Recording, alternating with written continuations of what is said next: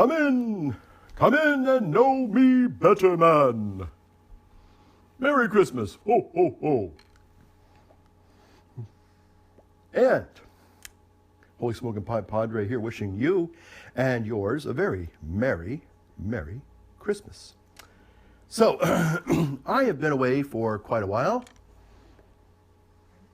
I've been sick for the last couple of weeks. You might be able to tell. Haven't been feeling all that great. So, pipe pals and gals, I thought, though, I'd be remiss if I did not make an attempt to share a little holiday greeting with you, kind of in a Dickensian style here, trying to capture in a small way that Dickensian jollity that we can all enter into this time of year. So, it's been the first time I've had a pipe in over a month. What am I smoking, you're asking? Well, you know what? I think two of the best holiday pipe tobaccos out there. Now, this is just the old Holy Smoking Pipe Padre's humble opinion. But holiday pipe tobaccos, now whatever you like to smoke on Christmas and, New Year's and all that, that's a personal call. But I think most people would agree that I'm not too far from the mark here. Two of those are, of course, if you guessed Christmas cookie, you are absolutely right. Some of my favorite things here. Christmas cookie from Boswell's. And I would even suggest that Cherry Smash. Cherry Smash also would be another holiday favorite. Now, a lot of the Boswell tobaccos are expertly and exquisitely blended. They are probably, I would say, some of the best ever, because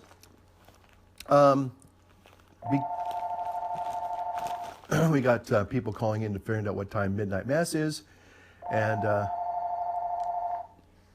tell you a little story about that in just a moment.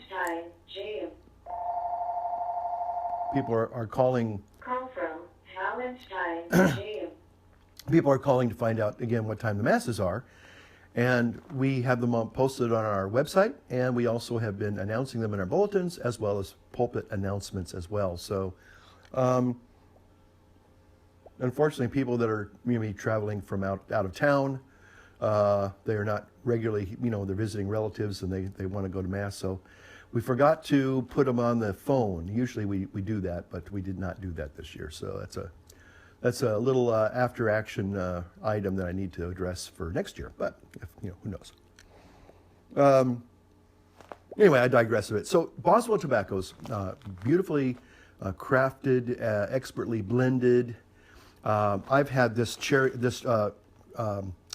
Christmas cookie.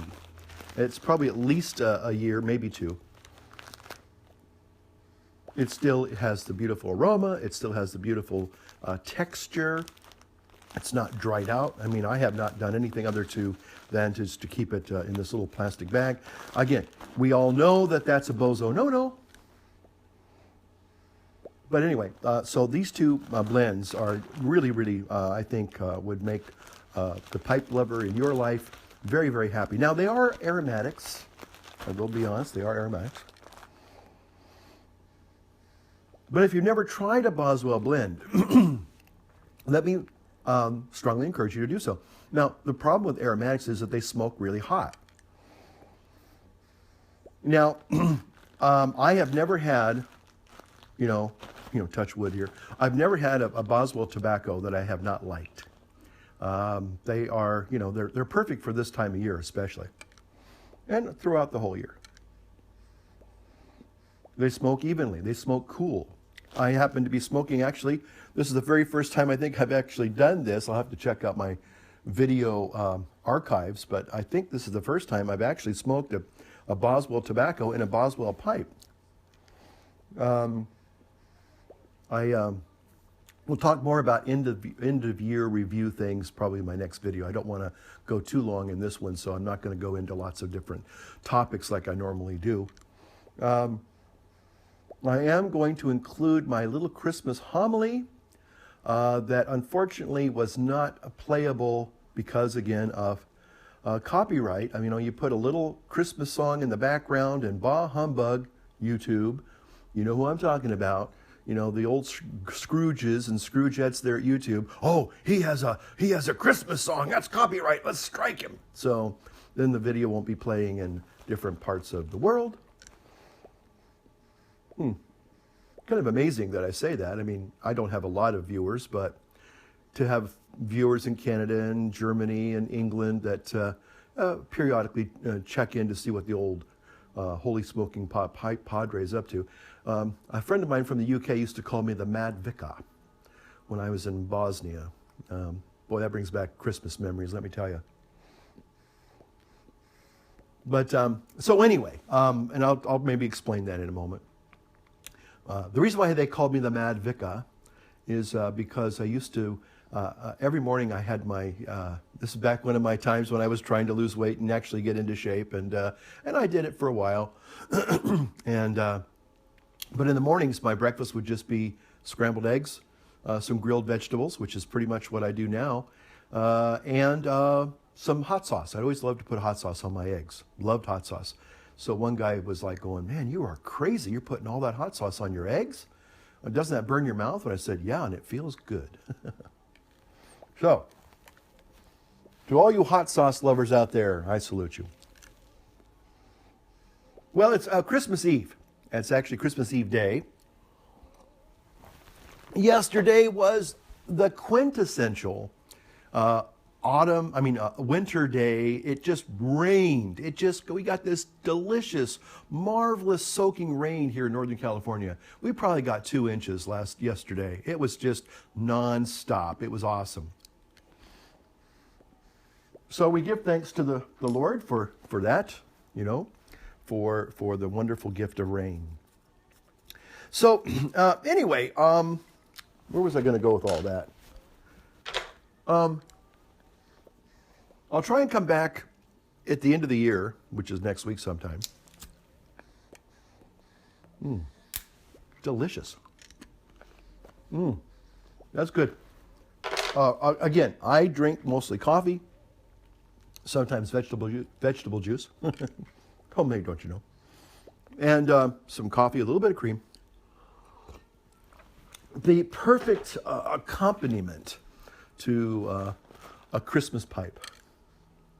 A wonderful Christmas pipe. So I want to take this opportunity to, again, wish you Merry Christmas, or Happy Hanukkah, or, whatever holiday you may choose to embrace or celebrate.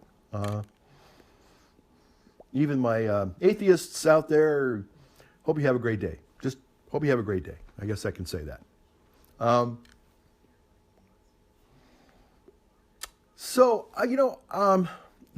Okay, I'm going to basically keep this one short, but I did see something this morning that really, well, it just kind of provoked me. I guess that's the best way I can say it. It provoked me. That the Pope calls Christmas a charade.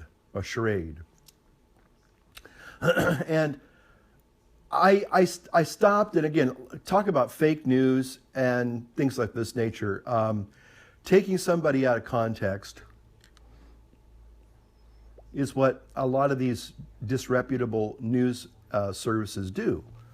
They'll only quote just a little snippet of what somebody says, and then they'll twist it and tie it into a knot and make it into something that was really not meant to be.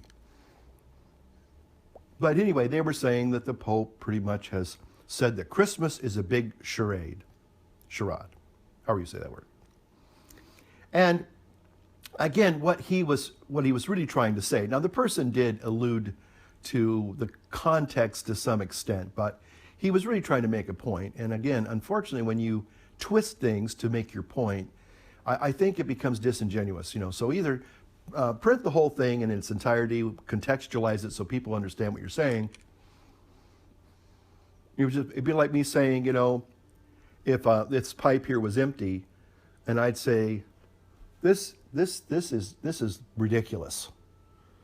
And you could say, see, Holy Smoking Pipe Padre thinks pipe smoking is ridiculous. Well, yeah, an empty pipe is ridiculous. There's really no point to that. But if it's filled with some delicious, tasty Boswell tobacco or whatever tobacco you like to choose, then it meets its purpose. Okay. But anyway, you get my point. So I wanted to kind of, because I'm going to dovetail my little Christmas homily message that I made yesterday. And hopefully those of you who care to watch, you can watch, and if you care not to, that's fine too. But he said that, and this news commentator was saying that, well, look, even the Pope says that Christmas is basically fake, or it's not real. Everybody wants everything to be real. And he went on to say, but basically what the Pope was saying, and I have to be honest, many years ago, I was kind of I have a homily that I actually wrote when I was in Germany, when I was at St. Michael's Chapel, and I was really lamenting the fact that people were missing the reason for the season. They weren't keeping the Mass of Christ Mass. They weren't recognizing what was really going on, and they bought into the lie of the commercialized Christmas. And we all know that there are kind of like two different types of Christmases. Certainly there is the great feast. When we talk about Christmas from a Christian perspective, we're talking about the Feast of the Incarnation. God is with us. Okay, that's the whole message of Christmas, is that God condescended to be just like you and I, to live a human life. I don't know how many gods have actually have done that. So anyway, but that's the whole message, is that God comes to be with His people. God chooses to set aside the divinity to the extent that he puts on human flesh, and He actually is a human being, true God and true man. Anyway, I get a little too theological there, but that's really what Christmas is about from a Christian perspective. Now, to be sure, there's the nostalgic Christmas that we all participate in to some degree or another. And that's the Christmas, I would say, kind of like the icing on the cake, the frosting on the cake, the veneer that we put over it. Because a lot of the message of Christmas is about love. The Advent themes of hope, love, joy, and peace. Those are all universal human desires for the most part. We want to see those things flourish, and we want to see those things be alive.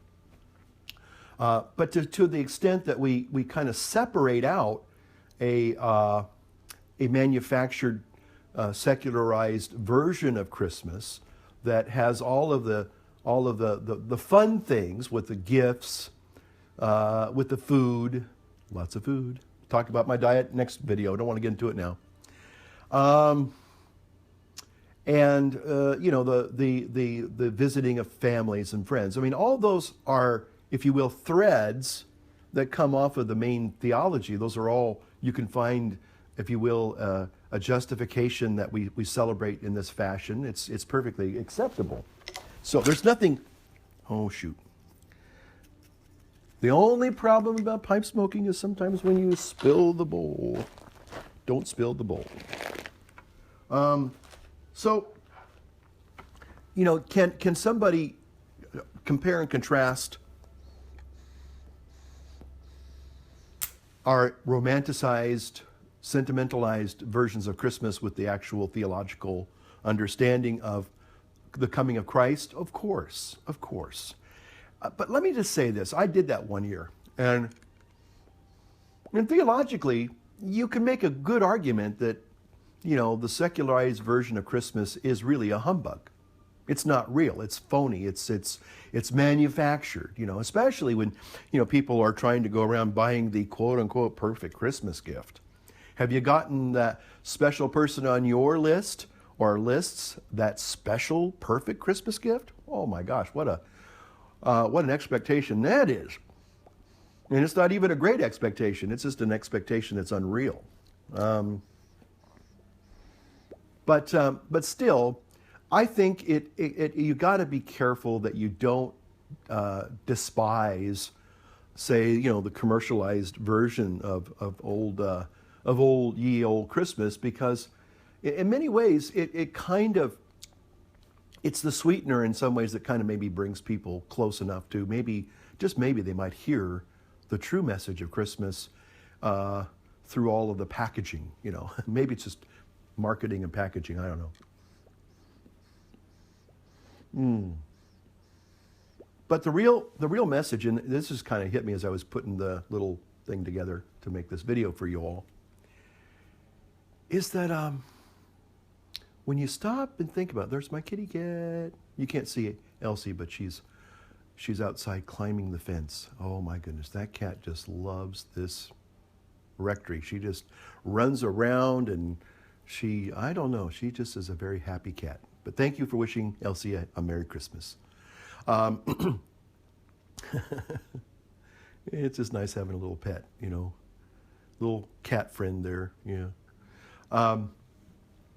But what I think, something that just kind of hitting me, and it might be the most simplest thing in the whole wide world, is that whether you're, arguing for Christmas, you're, waging the great Christmas war,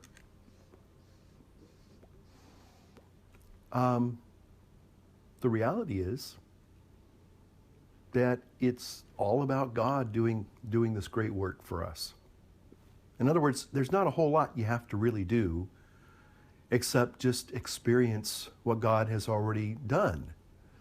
The work is over. The work is completed, if you will. And it's the mystery and the miracle and I want to say magic, but the miracle is that God has done this great work. It's over. It's done. It's period. It's just like, it's like when sometimes we try to overdo things. I know I do. And you put in this great effort only to find out that it doesn't have the result that you had hoped that it would. And sometimes there's an old saying of just let things be. Just let them be what they really are. I've been in some pretty bleak places in my life, and I'm sure everybody has at one point or another. And I have to say that the best Christmases were the ones that didn't have a lot of the extra trimmings. But what did they have? Basically, I remember one Christmas, I was in the Marine Corps, of all places, Christmas Day, United States Marine Corps. And I will tell you that there was precious little to tell you that it was Christmas Day. It was ugly. And but the thing was, in my heart, I started hearing Christmas carols, the beautiful Christmas carols. And I started humming those, even in recruit training, and it's like, Christmas kind of came to me internally. And throughout the day, even though we were being yelled at, we were running, and we were, doing all the boot camp things that you do in the Marine Corps, I sensed that Christmas was just as real, if not more real. And I've had a couple of other experiences where, I didn't have family and friends. I didn't have, quote unquote, all of the, as you will, the Dickensian trimmings, all the Yuletide, quote unquote, trimmings of Christmas to remind me. It was all about, recognizing, the beautiful, beautiful words of the Christmas carols, the Christmas hymns. Those were the things that really, really stood out and just filled me with joy, even in the midst of great adversity. So it was kind of a weird thing that happened, but it was real nonetheless. There's a movie scene. I remember talking about this actually in a little article I wrote once. Many of you have seen the Shawshank Redemption, and that scene where Andy plays that beautiful Mozart aria, or duet, I think it is. Or no, I think it's an aria from Le Nozze di Figaro. And he plays it over the loudspeaker, and this beautiful music just goes all over the prison. And for a few brief but very poignant moments in those inmates' lives, there's a little bit of grace. There's something that transcends them from their drudgery of the prison that they're in, and they're kind of elevated, they're lifted by this music. So that's, to me, what Christmas really is all about. It's all about the incarnation. In other words, God has done it all, and all we have to do is just be open to that. That's really the message of Christmas. You don't have to complicate it. You don't have to add anything to it. It is what it is. Well, I hope you got something out of that little Holy Smoking Pipe Padre homily message, Christmas message, and I hope you and your family have a great Christmas. May you be happy and healthy in the new year, coming new year. I'll be back, Lord willing, and the creek don't rise. Next week, maybe, with a little end of the year review of things. I don't have a whole lot of review this year, sad to say, because I just have been busy with other things, although I have certainly kind of kept my toe in the YouTube neighborhood water pool, I guess. So anyway, so I'm going to, after this video, I'm going to marry up my little Christmas homily without the music. That should get by. Hopefully there won't be any copyright violations. Okay, so thank you all for watching. Merry Christmas. God bless you. And we will see you soon. Bye-bye.